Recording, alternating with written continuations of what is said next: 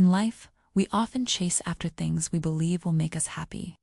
We think, if only I had more money, a better job, or a perfect life like others, I would be truly happy. But is that really the key to happiness? This story will reveal an important lesson about finding true joy in life. Listen carefully until the end, and you might discover a new way of looking at happiness. One day, a young man named Rohan lived in a small town. He always compared his life to those around him.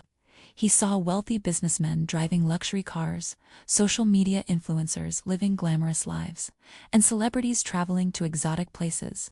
Each time he scrolled through his phone, he felt more dissatisfied with his own life. One evening, while walking through the park, he met an old man sitting on a bench. The old man had a calm and peaceful smile on his face.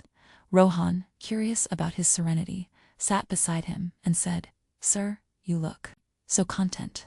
Don't you ever wish for more?" The old man chuckled and replied, "I once did, but then I learned the secret to true happiness." "Would you like to hear a story?" Rohan nodded eagerly.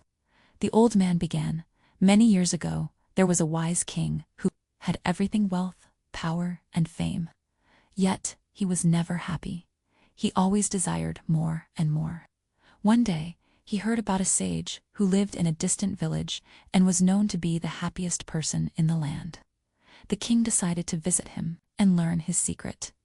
When the king met the sage, he asked, "I have everything, yet I am unhappy. How can I find true happiness?" The sage smiled and said, "Your Majesty, happiness is like a hidden key. The more you search for it outside, the harder it is to find. But if you look within, you will realize you have had it all along." The king was puzzled. "What do you mean?" he asked. The sage gave him a small, empty box and said, "Carry this with you for a week. Each time you feel grateful for something, place an imaginary token inside it.